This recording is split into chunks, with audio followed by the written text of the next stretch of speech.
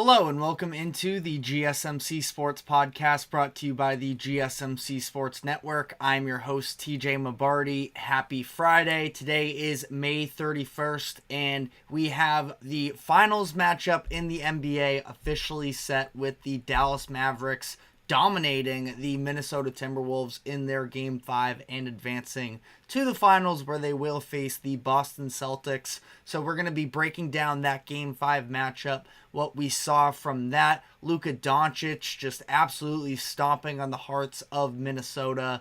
And we're going to be talking about the offseason ahead for the Timberwolves, where obviously a tremendous season for them, but are on some sort of you could say a time crunch a little bit in terms of trying to maximize the roster that they currently have, as their financial situation is going to take a massive spike in the offseason. So we'll sort of dive into some of the numbers there and the different possibilities that the Timberwolves have. We're going to be talking about the Mavericks and how they got to this point after seeming like they were a little bit of a mess for the first couple seasons with Luka in Dallas. There were all of these hit pieces coming out about the Mavericks and how Luka doesn't get along with the front office, and now he seems as happy as ever, and the team is moving on to their first finals appearance since 2011. And then we're going to be doing some first thoughts on the NBA Finals, their series against the Celtics, some of the biggest storylines, some of the biggest keys from that series, and all of the above. But before we get into the show today, just a reminder to like, follow, subscribe wherever you keep up with us. To any of our live viewers, be sure to use the comment section to give us all of your thoughts on the latest happenings in sports. Trying to address as many comments as possible and make this show as interactive as we can. And if you would like to become a bigger part of the show, you can use the link that is streaming across the bottom ticker. That is gsmcpodcast.net. Your comment along with a tip or donation will pop up on the screen for everybody to see. Anything would be greatly appreciated on that front. The Dallas Mavericks are just soaring right now on an all-time high in terms of being able to not just win this series against the Timberwolves, but to do so in crushing fashion.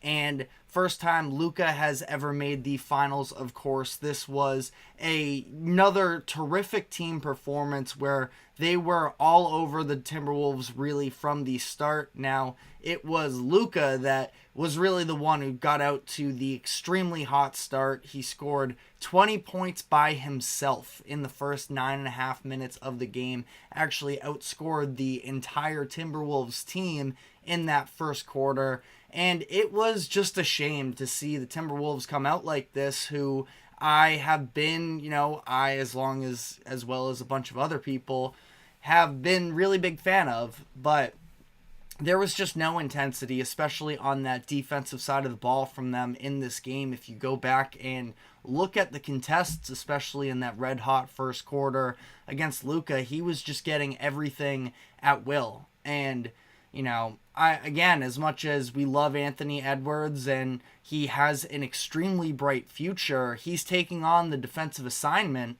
in this game. And, there's not really a point to having your best player tire himself out on the defensive end if he's only going to sort of half do so anyways. And again, this game isn't even to be put on the shoulders of Anthony Edwards. He and Karl Anthony Towns were actually both pretty good in this game. Towns scored 28 points, 12 rebounds. We saw him driving to the rim and getting himself looks. That was encouraging. I think it was a pretty similar offensive performance as Game 4, where we saw definitely a turnaround with him in terms of his approach working sort of inside out.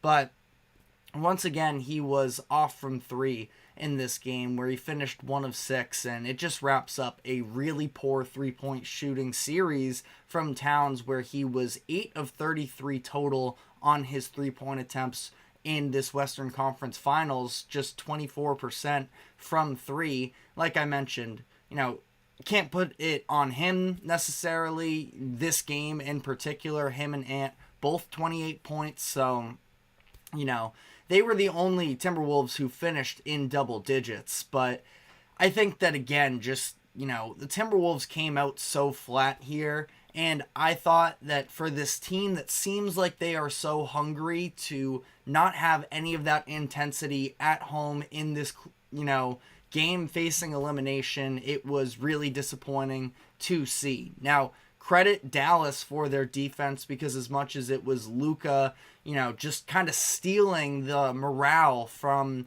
any potential Timberwolves run, their defense also made things extremely difficult, and which is part of, I think, compounded with the fact that Luka was getting everything at ease. The fact that it seemed like every single Timberwolves possession was coming down to the final seconds in the shot clock. In these past couple of games, we saw these ridiculous, Rudy Gobert is getting these entry passes with just seconds left on the shot clock, and it's Karl Anthony Towns and it's Anthony Edwards feeding him. And, I just don't think that is any way to win a playoff game in a series. And now they won game 4, so touche, I guess. But they were never going to be able to match what Luka and Kyrie were putting out on their side with a very Rudy Gobert-centric offense. And, in an elimination game like that, I thought it was way too many offensive possession touches for Rudy Gobert, who took 7 shots in the first quarter. And, through these first couple of quarters, you're seeing him getting these paint touches and making these running jump passes back out to the perimeter. And I'm watching this like, what are we doing here? And listen, I don't want to dump all over Rudy Gobert. Everybody has done that in the media up to this point through, kind of a lot of the playoffs, but especially so in this series, given the sort of back and forth between him and Luka. But I just don't think in a do or die game you can lean on Rudy Gobert being the centerpiece of your offense so much. So that was, again, just another, big red flag to me in terms of the Timberwolves' approach in this game. But the Mavericks end up demolishing the Wolves in this game. They led by as much as 36 points. The broadcast pointed to it. It was a little bit reminiscent of the Dallas's Game 7 matchup against the Suns in 2022. That was the second round to send the Mavericks to Luka's first conference finals. And they just waxed the Suns 123-90. In that game, Luka scored 35 points, 10 rebounds, 4 assists, which is eerily similar to what he had in this game, where it was 36, 10, and 5. So, he was incredible in both of these performances. And again, just sort of ripping the hearts out of the other team with his individual scoring was just, he's such a pleasure to watch from, an offensive perspective. Listen, I know there's the complaining about the refs and everything. That is definitely a lot less fun to watch with him. But, he's a genius on the offensive side of the ball, and it is tons of fun to watch. And, I mentioned that Game 7 versus the Suns in 2022, the internet never forgets anything. So the clip of Anthony Edwards during that game in 2022 had posted on his Instagram story just a video of the scoreboard and was saying, just talking a little bit of smack about the Suns, and called it, quote, a disgrace. And, everything sort of comes around. It's a lot easier said than done, and the Timberwolves found that out the hard way in this game, where they end up, getting blown out as well. But no surprise here, Luka Doncic wins the Western Conference Finals MVP. He averaged 30. I have 36.4 here. I think it might have also been 32.4, a little bit of a mishap there on the graphic. But 9.6 rebounds, 8.2 assists on 43% shooting splits. He hit the big shots in Game 1 and Game 2. He, in some big moments as well, stepped up on the defensive side of the ball. The lob breakup that he had against Rudy Gobert in that Game 2 matchup really stands out as well. Now, for whatever it's worth, I think that we get a little bit carried away whenever Luka does play defense, that we could maybe overrate it a little bit. But again, just to see that there is, a more consistent effort on that side of the floor is definitely very encouraging to see, and you have to commend him for it, along with the fact that he is operating everything on the offensive side of the ball. So really, really hard to sort of complain about anything that Luka put out in this series, and there was no question that he deserved it. And this is definitely going to be, so it is 32.4 points per game, by the way. Not sure how that mishap happened, but I think that this is going to be the launching point for the Mavericks headed into the finals here, where there's going to be a lot of buzz from the media about the idea of Luka being the best player in the NBA. And, again, the launching platform of this series definitely does help to defend that as well. But like I mentioned, Kyrie was also tremendous in this game. 36 points, 5 assists, 4 rebounds. And he, I mentioned the stat about Luka Doncic single-handedly outscoring the Timberwolves in the first quarter. Eventually, he was going to need some help. Kyrie and Luka combined for 44 in the first half, which actually still had the lead against the Timberwolves, where it was 44-40 at halftime, in terms of that comparison. But Kyrie, we've been talking about it all postseason, the way that he is this sort of perfect Robin. He's finally accepted being the number 2 option, and as a result, we are seeing him play some of his best basketball of his career. 14 of 27 from the field last night, doing so with elite efficiency. And the last thing I sort of want to talk about here in terms of this game and the series as a whole is the impact of Dereck Lively. And, this is somebody who I myself wasn't really sure about him coming into this season. He was one of the top high school prospects in the country headed into his freshman season at Duke. But that Duke year was really weird for him, where there was just no spacing around him whatsoever. Obviously nowhere near the same level of, ball handler and such. Not fair to compare any college player to what Luka and Kyrie have provided him this season. But as a result, we have seen him flourish, and, doing so in a little bit of a platoon role with Daniel Gafford. But he, during the series, averaged 9.5 points per game, 7.8 rebounds per game, 1.5 blocks. That's actually his stats for the entire postseason so far. And, sorry, I'm all mixed up. That was for the series. And, I think that with Lively, this is the second straight season that we have seen a rookie make a massive impact for a championship contender, where last year it was Christian Brown for the Denver Nuggets. And, it's when you're talking about bringing in these rookies and having them be contributors, you can't expect a rookie to be the do-it-all player that has the offense sort of in their hands. But Lively, Brown, both sort of these players that are just great glue guys, are really smart with some of their anticipation and working off ball in particular, that they've, carved out these massive roles for themselves. And you look at sort of the contributions of rookies across the board, where we saw also Ben Shepherd for the Pacers playing big minutes. We saw Cason Wallace for the Thunder.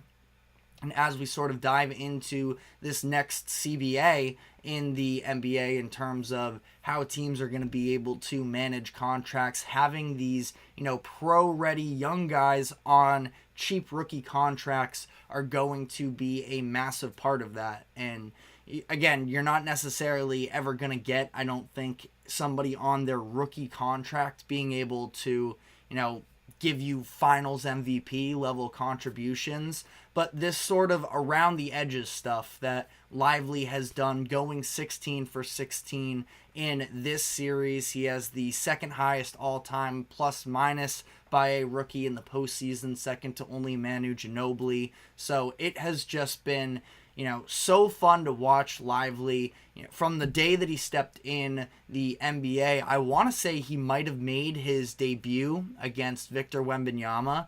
And at that time, obviously, two very different players. You're going to take Wembanyama over Lively, but Lively looked like the athleticism that he had with some of the instincts that he had were going to immediately make an impact in the NBA. And that's what he's done so far to help the Mavericks get to this place. So wanted to give him some credit there.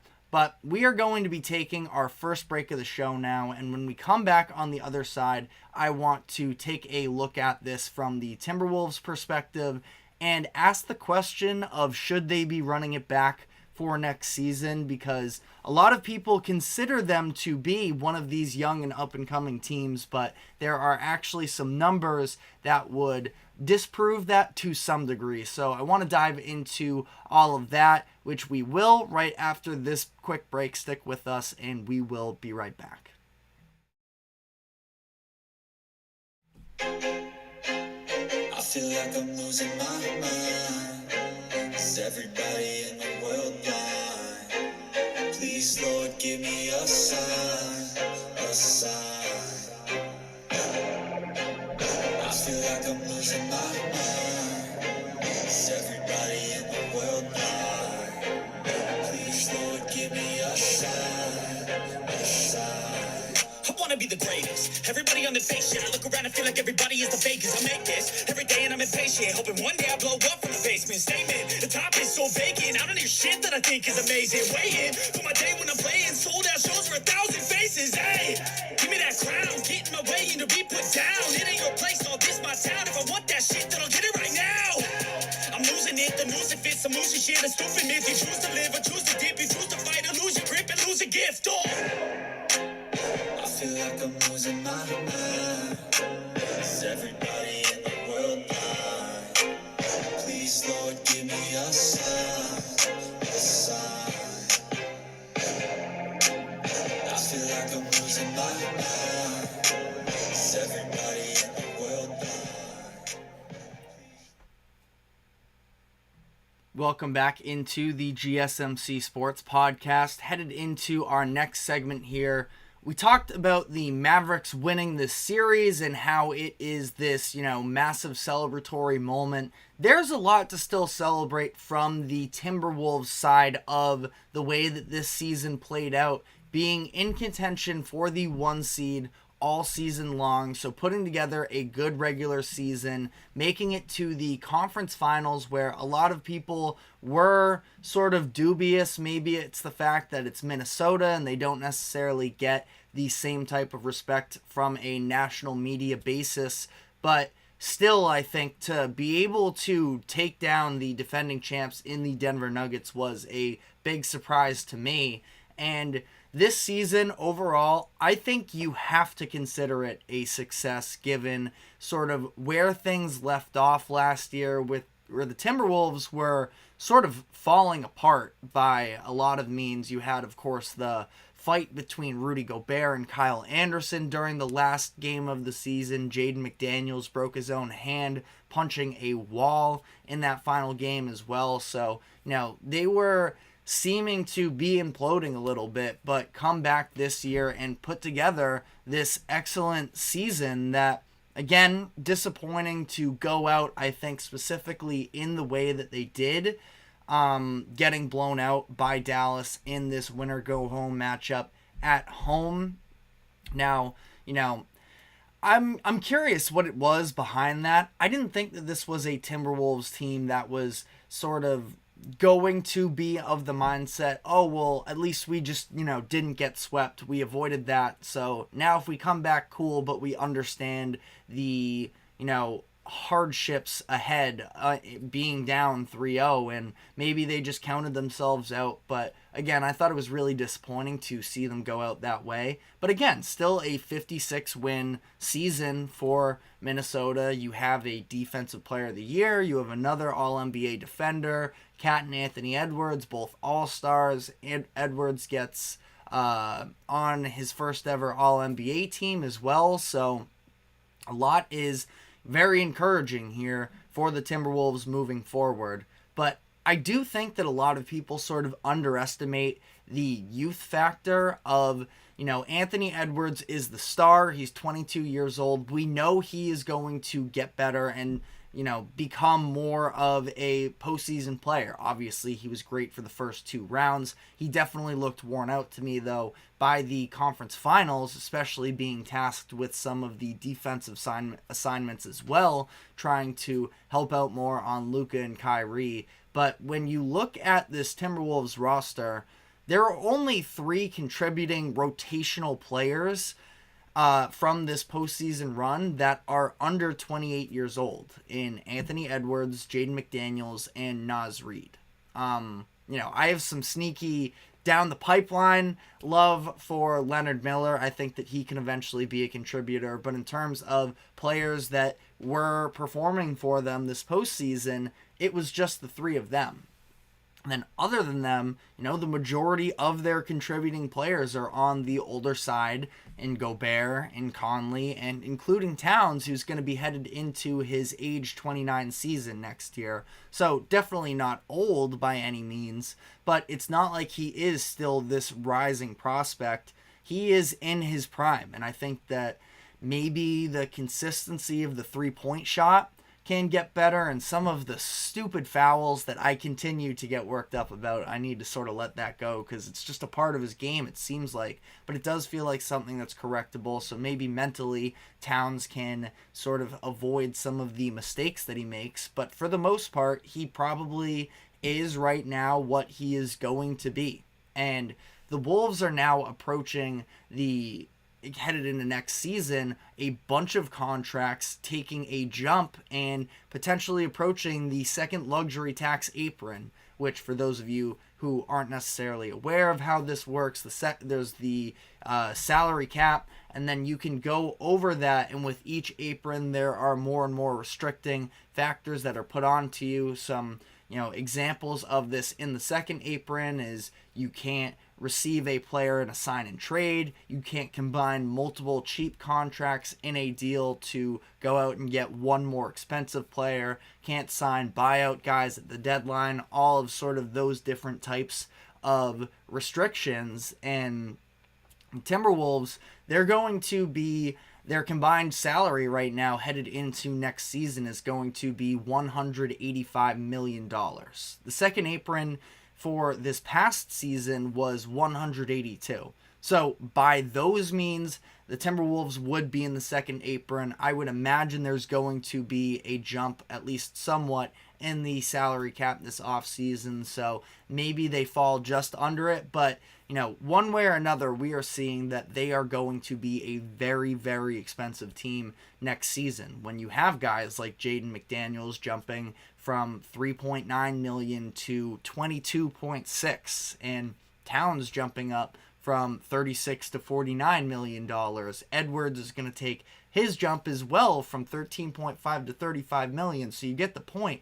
These are key contributing players they can't necessarily just dish aside that are now going to be making considerably more than they did this past season, which is fine. They're all deserving and they are still a very good team.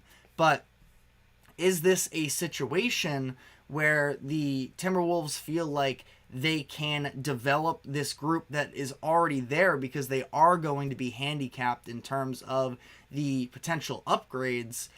Is this a team they think can sort of round themselves out and mature to the point of being in the finals and winning it all? And listen, they just made the Western Conference Finals, so it's not like they're far off by any means. But the Western Conference is going to continue to be really good, and so are the Timberwolves. But, I think that ultimately here, it's clear that the Timberwolves do have some holes. They are not a perfect roster. They definitely need another creator in my eyes offensively. It was very Anthony Edwards heavy, which is fair because, again, he's only going to continue to get better. But you would like to have some other options around. Now, Jaden McDaniels had a couple big scoring outputs throughout this postseason. I don't know how much you can burden him with, becoming a true on-the-ball guy. I think that is probably asking a lot of him, although I am very high on Jaden McDaniels, so, we'll see. I'm not going to spend too much time on Leonard Miller because the majority of NBA fans probably haven't heard of him, but a little bit of on-the-ball experience when he was in the G League, I believe it was, G League Ignite, and his background, I think going back to high school, does have a little bit more ball handling, and he's a lengthy guy, so he would probably fit into sort of what Minnesota's doing there. But again, don't want to go off on that whole tangent right now. But, I think that it's another creator alongside Anthony Edwards. I do feel like they need another point guard probably. Now, sort of up for debate. Luckily for them, we're seeing sort of the opposite with them, where Conley's deal was a little bit more front-loaded, where his contract was $24 million last season. It's going to be just under $10 million next season. So that's definitely, a positive for them to some degree. But they are very reliant on him, I would say, as well, in terms of, the difference of just being able to have somebody other than Edwards be trusted to take the ball up the court and sort of initiate some of the offense. I don't know if you want to necessarily go starting point guard and push Conley to the bench. I feel like Conley's a little bit better than that, but he is going to be 37 and 38 years old in these next 2 seasons. It's probably something to at least consider for them. And, like I mentioned, it's going to be hard for them to upgrade their team considering the financial situation, which does sort of bring me very briefly here into the idea of, could Karl Anthony Towns be traded, where he's going to be paid $49 million this season, and he is only going to continue to get more expensive as the years go on here. So that's something that you probably, and again, Towns is an all-star caliber player, so there's absolutely talent there, and he provides you something offensively, but at the same time, I talked about this before, the Timberwolves did just sign Naz Reid to a new contract extension this offseason, won Sixth Man of the Year, and he's somebody who could, I think, sort of slide into that same type of role as Karl Anthony Towns, if that's the direction the Wolves wanted to go, and sort of, spread out maybe that very large Karl Anthony Towns contract amongst the rest of the team in terms of adding some other offensive pieces around Anthony Edwards. Again, just an idea here. I'm not necessarily saying that they have to or I expect them to. I'm not sure what the market's even going to look like this summer, but I do think that Naz can sort of slide into a very similar role to what Cat does if the Timberwolves want to continue to run with the, double bigs in the starting lineup. Naz could also continue the 6-man role and come off of the bench. So I think the Timberwolves have options is, what I'm getting at here, and I'm curious to see how they choose to maneuver all of this. But we saw the Celtics, who are currently in the finals, they made the cutthroat move of trading Marcus Smart, who was the longest tenured Celtic and was beloved by fans, and they ended up getting Kristaps Porzingis, who was a perfect fit for the team. So again, not an easy decision by any means, but something that I do think could be potentially worth sort of kicking around the idea of moving on from him. But I think that, ultimately here, again, the Timberwolves, it's great to see them have the success this season. And, moving forward, I think that Anthony Edwards probably is one of those players that as long as he's on your roster, you have a real shot of winning. But they also, as much as this season was good and Rudy Gobert fit into what they were trying to do, they still gave up a lot of future assets for him, along with, a bunch of different players. They also traded their first round picks in 2025, 27, and 29, plus a pick swap in 2026. So, they're not necessarily going to have the benefit. We just talked about, the Dereck Lively's of the world and these rookies that have helped contribute in the past couple playoffs. I don't know necessarily how much they're going to be able to rely on that youth talent if they're picking more so in the second round pick or in the second round. And you know what? We just saw Andrew Nembhard step up in a big way for the Pacers in their Eastern Conference Finals. He didn't get quite as much run, but Peyton Watson, I'm struggling right now to remember if he was a late first or an early second. But, he got some run time in the Lakers series. Obviously, we saw the Nuggets sort of turn away from him in the Minnesota series. But Watson is somebody who could probably be a contributor for them, in these next couple seasons as well. And Timberwolves are just, again, a little bit handicapped in that sense as well. But let me know what your thoughts are in the comment section. I'm definitely not trying to come across as too strict on Minnesota because their season was great. But there is, again, I think maybe slightly more urgency than people are really viewing them with. So give me your thoughts on the comment section. Let me know if I am sort of out of line here.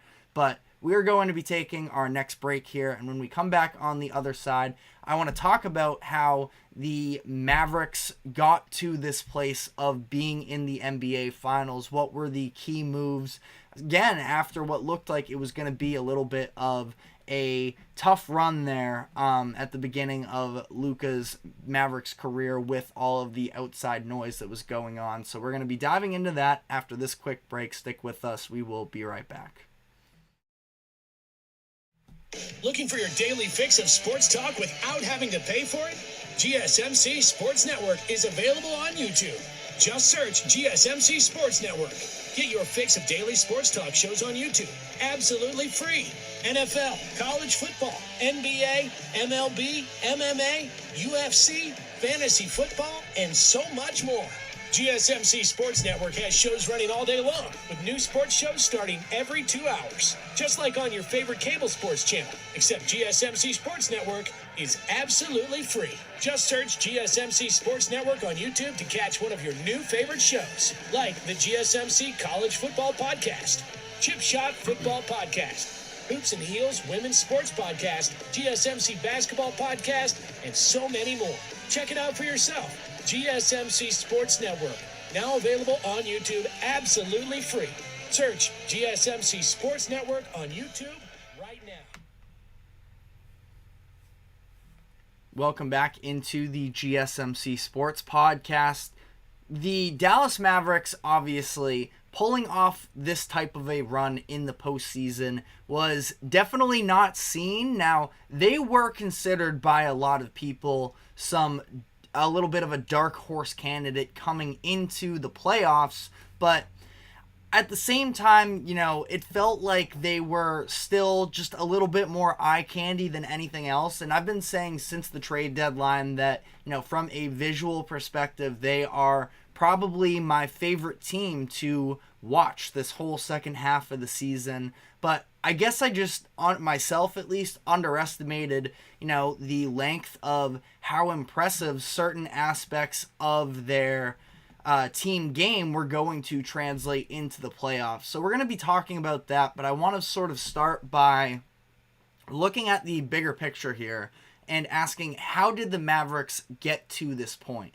Because they were very middle of the pack last season coming into the trade deadline, where there were a lot of these hit pieces and rumors about the Dallas Mavericks that Luka might not be happy with his situation in Dallas. They had tried a number of different options for him in terms of having a running mate, and none of them necessarily seemed to. I mean, they still made the Western Conference Finals in 2022, but he never really seemed to fully enjoy the team that he was playing with. And now we've seen this year that Kyrie Irving was the answer for him. And, they took, in order to get to this point, they took a chance on a disgruntled asset in Kyrie Irving and made a deal that I know I myself questioned at the time,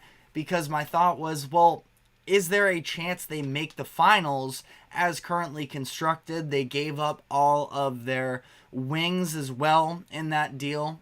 Dorian Finney-Smith obviously was a big part of that Mavericks run in 2022 based off of his defense, but we saw the limitations offensively. You know, you have Dinwiddie in there, and you have a first-round pick involved in the deal as well. But when you think about it, that package really is nothing in comparison to the deals that had taken place around that same time, where there was the Rudy Gobert trade, having, 4 first-round picks it was, plus Walker Kessler, who had just been drafted in the first round, so essentially, another first-round pick there. Kevin Durant for going for everything that he did.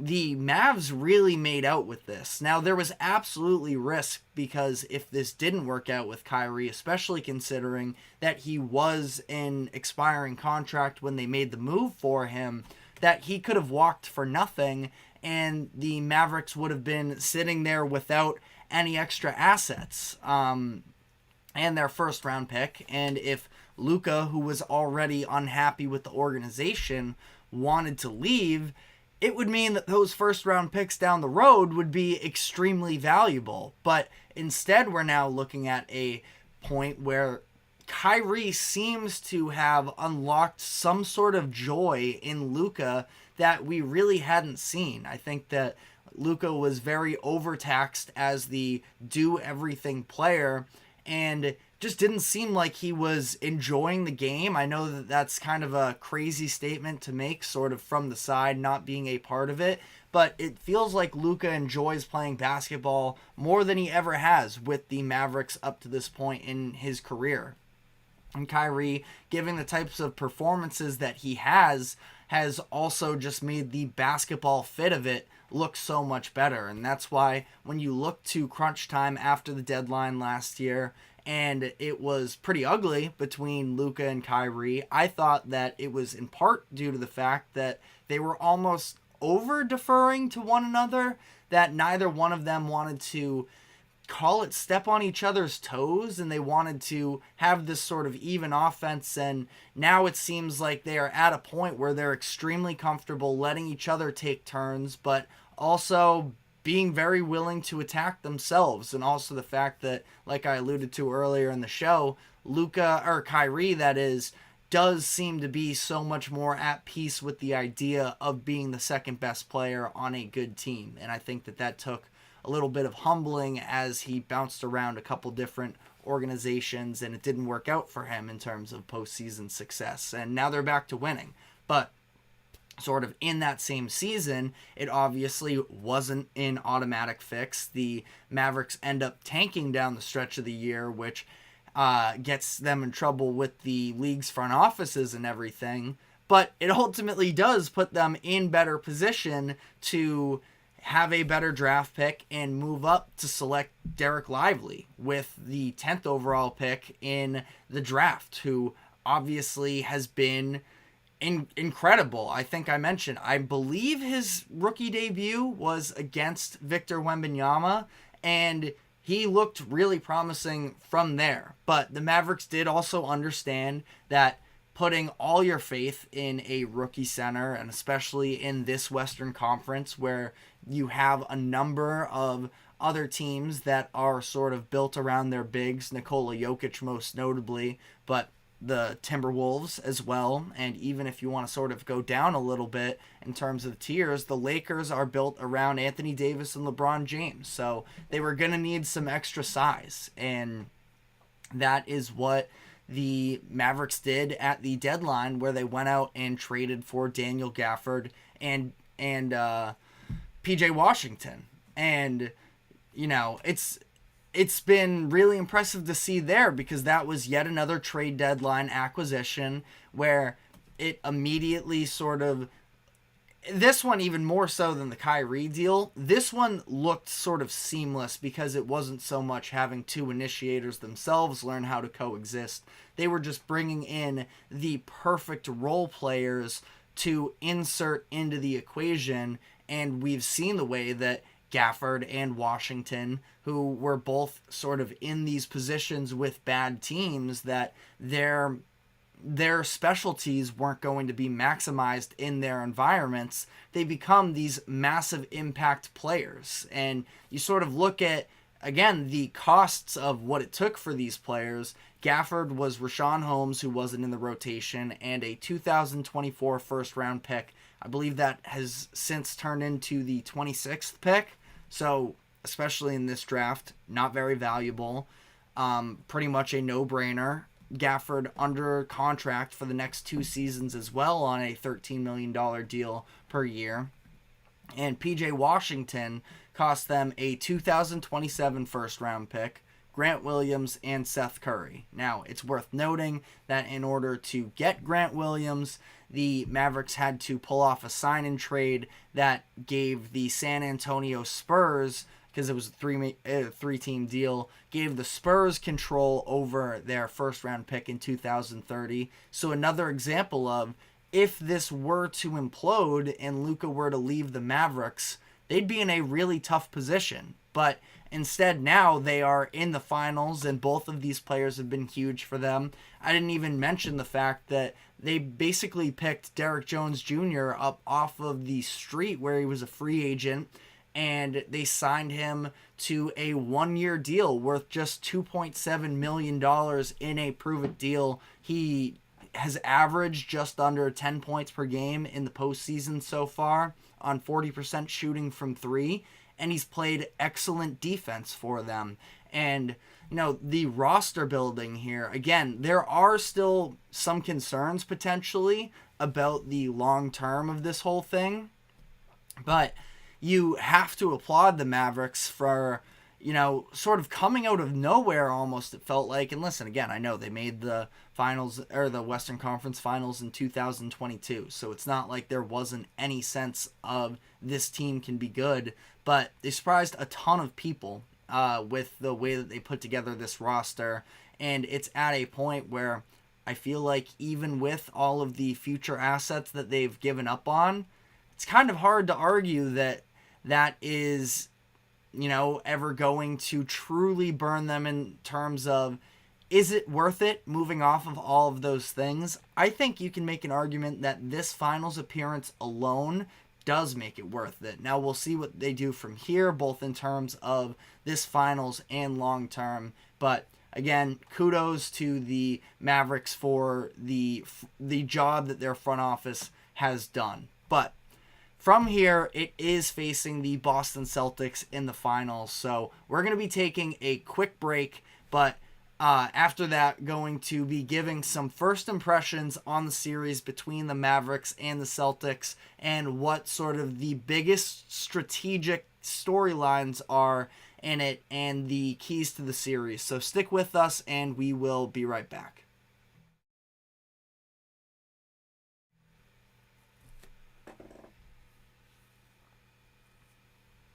For the best and latest podcasts available anywhere, go to the podcast app on your cell phone and type in GSMC to access free content-rich podcasts on health and wellness, book reviews, sports, entertainment, relationships, social media, movies, technology, finance, and even weird news. Subscribe and download the GSMC Podcast Network's family of shows, available everywhere podcasts are found.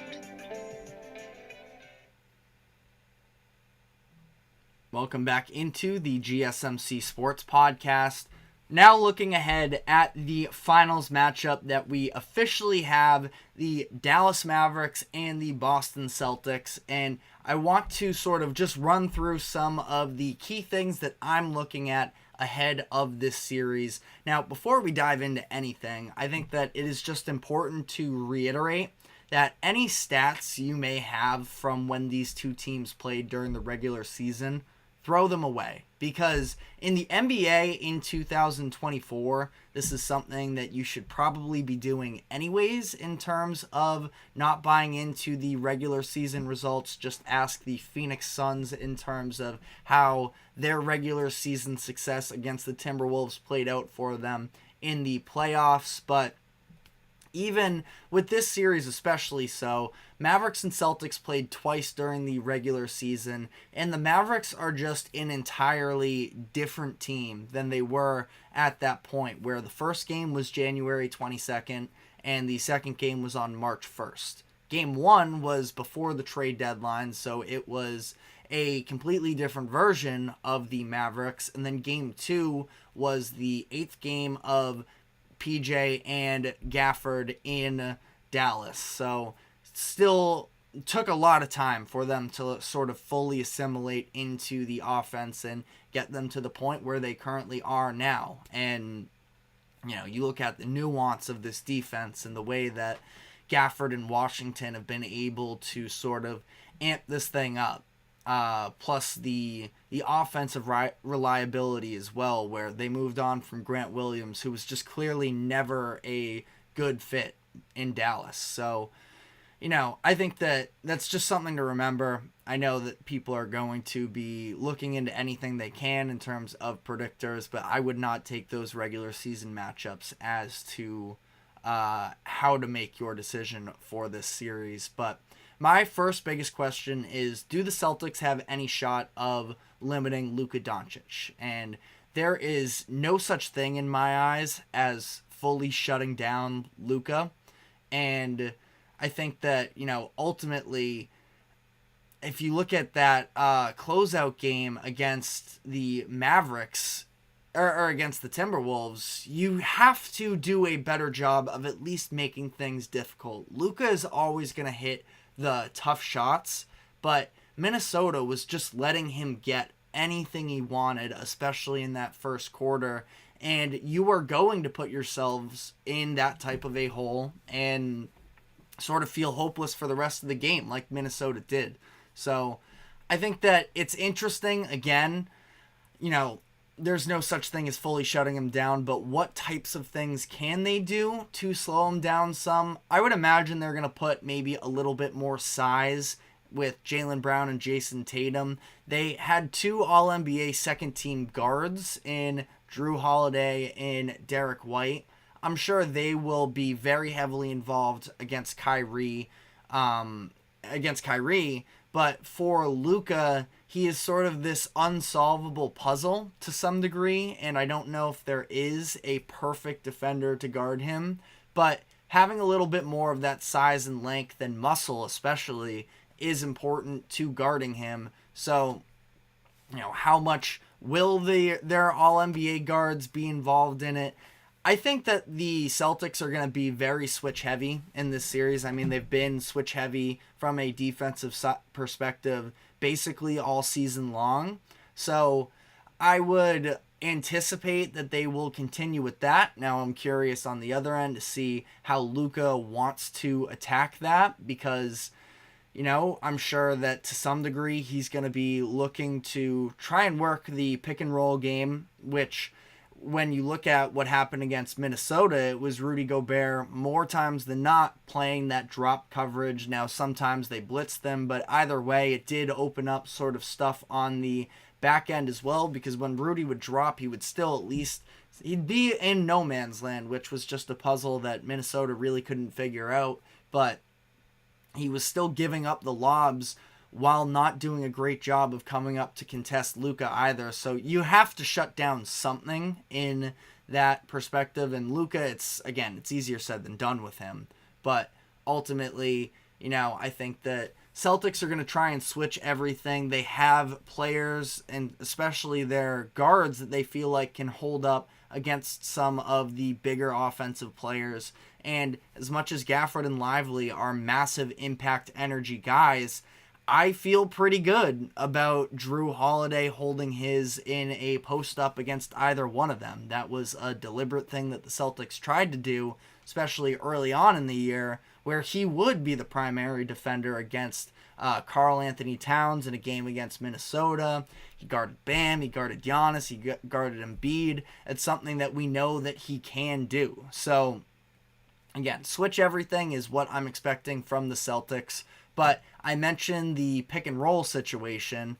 I think that Luka is probably going to want to hunt Al Horford, which is something that we saw both Indiana and Cleveland do over the course of the past two series, which is why Kristaps Porzingis' return is going to be so impactful. I'm curious if there's going to be any level of animosity. I don't think that Porzingis and Luka disliked each other, but I feel like I could see Luka wanting to have a little bit of an edge mentally in that matchup. So I don't know, just something to sort of throw out there. But that sort of leads me into the next point here of how is Mazzulla going to choose to incorporate Porzingis back into the game plan. He hasn't played since early on in the first round against the Miami Heat, dealing with that calf strain.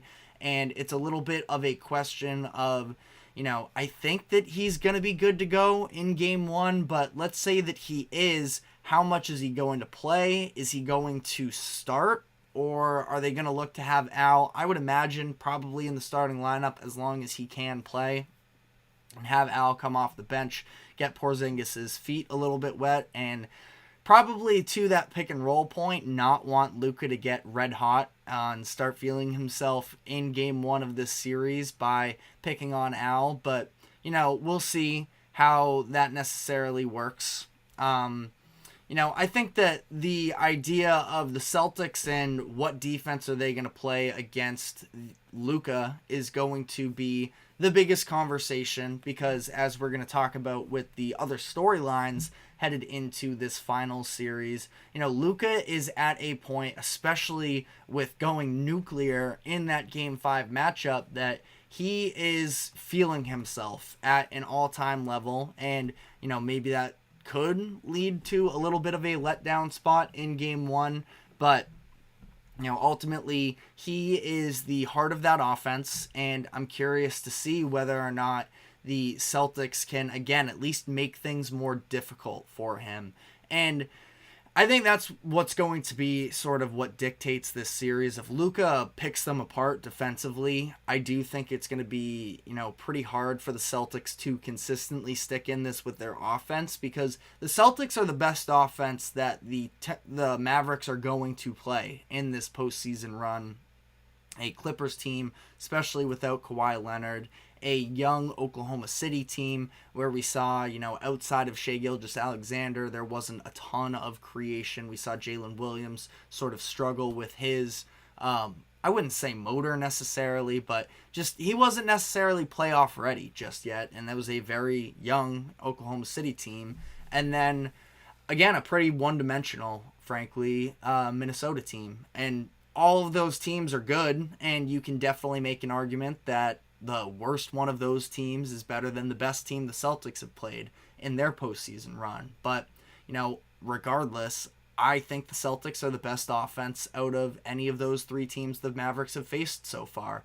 So it's going to be a new test for their defense. Both of these, two top-tier defenses, they've both been incredible down the stretch of the season. There's also a stat that I have here as well in regards to the fact that the best records in the NBA since February 5th have been the Boston Celtics and the Dallas Mavericks. So feels like, you take this second half of the season sample size, these are the two best teams, and feels like it's going to be an incredible series.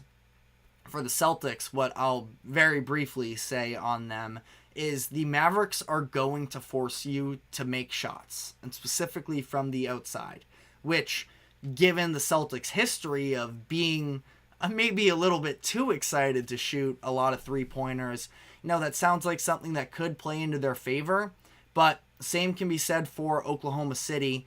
And again, the Celtics mentally at this point, I think, are miles ahead of where the Thunder were headed into that series from a maturity standpoint. But you can see how if you get that series felt like, whoever was going to hit more threes won. I'm not going to say that that's the exact same case in this series, but if the Celtics are outshot from the three-point line by the Mavericks, I do find it really hard to believe with the way that the Mavericks take away the paint that this could be incredibly tough for them, which yet again is an example of why Porzingis and his interior presence does make a big difference in this series. But I'm not going to make an official prediction just yet, although I am definitely leaning with the Celtics in this series. But let me know what your thoughts are in the comments section. We're going to be taking our final break here, and then we are going to dive into some of the media storylines that we are going to hear over the next week or so. So stick with us, and we will be right back.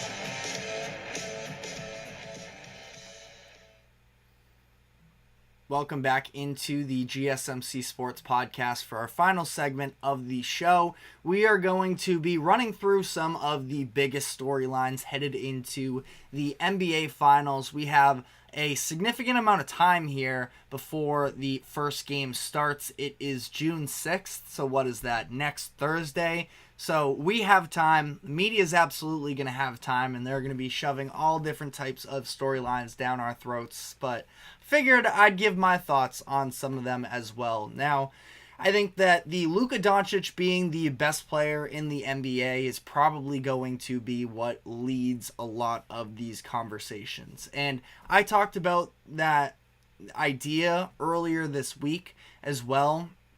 I think that we can get very sort of flippant as a, basketball community in terms of recency bias. We always get caught up in it, and I do myself as well. I try and do my best job to sort of stay out of it, but it's also sort of undeniable in some sense, and we just saw Luka again go berserk for the Western Conference Finals. And if you want to look before that, he was not efficient for the majority of the first, call it series and a half, but he was dealing with all these injuries. He stuck it out. He definitely would have missed time dealing with that type of an injury if it were the regular season, but now here he is leading his team to the finals, and it's very commendable what he's done up to this point. And with the fact that Jokic was, taken out by the team that Luka just demolished all series long, is probably going to lead to some of these conversations. Now, I personally feel like I'm not ready to sort of hand the belt over that quick. Jokic was almost maybe a little bit delayed in being handed the, title of the best player in the NBA because of the fact that, and not to make excuses for him whatsoever, right? But he was dealing with teams that had injuries to Jamal Murray and Michael Porter Jr., which is where one of his MVPs came in, because for those who weren't really tuned into Denver, the rest of the team was a total, I don't want to call them a mess. They ended up being, I want to say, the 5 seed, and I'm not saying he unquestionably should have won that MVP, because I'm somebody, I feel like I weigh team success maybe a little bit more. But before I get all the way into this sort of Jokic tangent here, but we just get so obsessed with championships, and I agree that is always the biggest thing in sports, but I don't think it's just whoever won the championship most recently. So Luka, I would imagine I'm going to come out of this finals and still still think that Nikola Jokic is the best player in the NBA. But this is definitely a big series, and we've talked about it before in terms of the face of the league argument. And, Luka and Tatum is that debate. And by the way, not that it means anything, and I maybe shouldn't even bring it up. The TNT interview I felt like with Luka last night, I don't know, not super charismatic Luka was last night. Some short answers, and it's fine. The broadcast crew, for as amazing as they are, the interview just went a little bit awkward, I thought. That's just me as a former journalism student maybe overanalyzing here. But I think that, this whole face of the league conversation is definitely going to be surrounding this series, and it's going to be between Luka and Jason Tatum. And, those sort of legacy conversations are very much going to be at hand. The Celtics' legacy is absolutely on the line here, given the path to the postseason that they had, that we've already covered in terms of the difficulty. I will say this, when you look at the intensity that the Minnesota Timberwolves brought, especially, again, not to get caught up in recency bias or whatever, but especially in Game 5, and you compare that to the energy the Pacers played with when they played the Celtics in the Eastern Conference Finals, I don't know. I think the Pacers played better, to be honest, than the Timberwolves did. Now, Timberwolves are no doubt a better team, especially so when Tyrese Halliburton goes down with the injury that he did, but do just sort of want to throw that out there. So, while we're sort of on the topic, I do want to talk about the Celtics playoff path as well, because obviously the injuries that the Celtics have benefited from for the other teams has been a massive part as to why they haven't had much challenge in their playoffs up to this point. The Celtics made the finals in 2022, which people act like was all these years ago, but it was just 2 seasons ago. And in that postseason run, I'm not saying it was the most difficult path of all time. I'm not really one for the hyperbole like everybody else seems to be online, but they swept Kevin Durant and Kyrie Irving in the first round 1 year after the Nets beat them, granted without Jaylen Brown, but, a little bit of a revenge series there against 2 Hall of Fame players in still very good playing condition. They came back from a 3-2 series deficit against the reigning champ Milwaukee Bucks, granted without Chris Middleton, but still Giannis and Drew, and they went into Milwaukee in Game 6, and Jason Tatum played one of the best games of his career, and then they end up blowing them out at Game 7 at home. And then Eastern Conference Finals, they beat the number 1 seeded Heat in 7 games. So they had this difficult path in the Eastern Conference Finals. They were battle tested, as everybody loves to say. And then they faced the Warriors, and they were physically drained, it seemed like. And mentally, they weren't at the point where they were ready to go into, the arena of the dynasty, the most recent dynasty we've had, potentially in all of American sports, you could say. And they lost, and they fell short. That was being battle tested to me. At this point, the majority of, their key players are still there. Jason Tatum, Jaylen Brown, Derek White, Al Horford. You get Drew Holiday in that mix as well, who wasn't battle tested with that Celtics team in 22, but won the championship the year prior with the Bucks. He's had plenty of postseason experience. Again, I think that, people are just sort of getting wrapped up in the now. The big picture here is the Celtics have had their share of fights in the playoffs these past few years, and they're at a point where, now is the time to capitalize on it. And maybe there's a chance they could get punched in the mouth a little bit in game one, but I also don't think that they are going to be sleeping on the on the Mavericks in any way, especially the way that the way that this is going to go is all week. I mean, we've already seen some of the, media nonsense talking about Jason Tatum didn't celebrate hard enough, that Jaylen Brown was named the Eastern Conference Finals MVP. ESPN's, highlighting Jason Tatum, smiling and rubbing Jaylen Brown on the head, asking, is this enough of a celebration? That nonsense, I think it was Richard Jefferson said that Kyrie Irving and Luka Doncic are the two best players in a finals matchup between these teams. That Dereck Lively, I think Channing Frye said that Dereck Lively, they'd take him over Kristaps Porzingis. Every single one of these players is going to at least a little bit of a degree, hear about how they aren't any good, because that's the way that the media has been covering the Celtics throughout this entire postseason run, this entire season, despite the fact that, let's, go back to our expectations at the beginning of the year. I think that just about everybody would have picked the Boston Celtics to come out of the Eastern Conference. Who was the second best team in the East?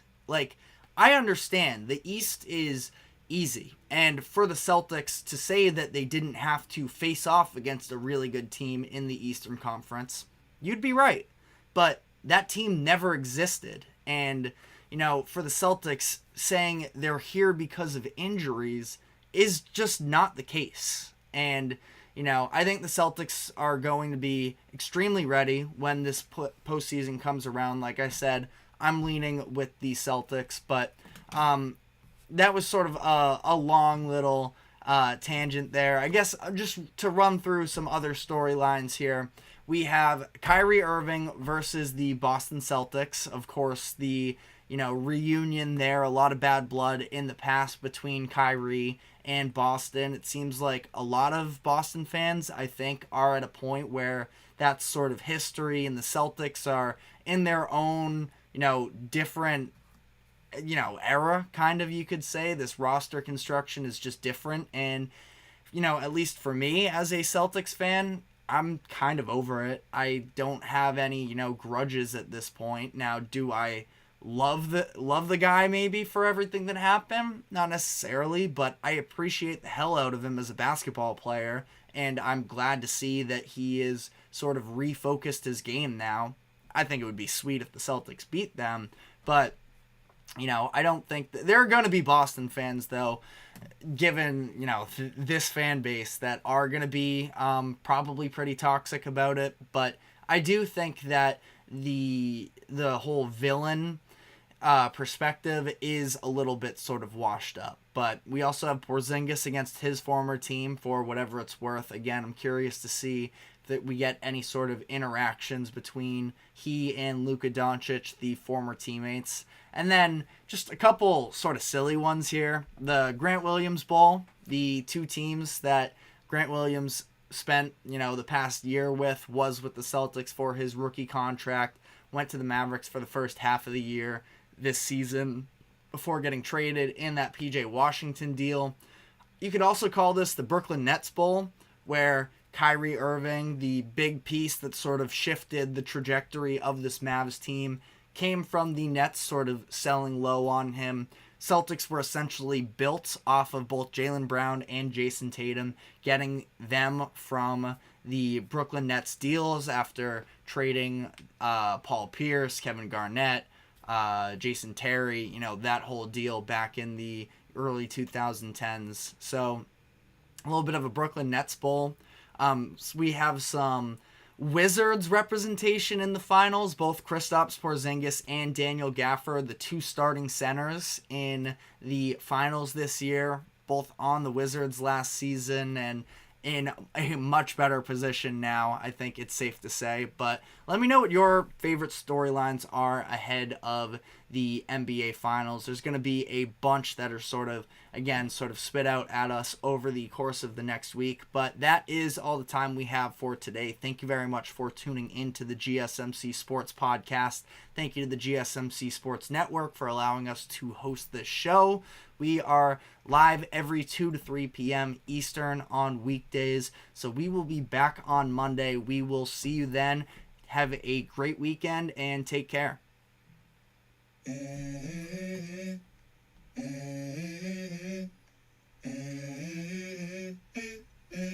Let's go. I wake up to a little bit of drool on my pillow, feel like it's gonna be a bad day. Yeah, I'm tired of shit, and the coffee ain't hit yet, damn it.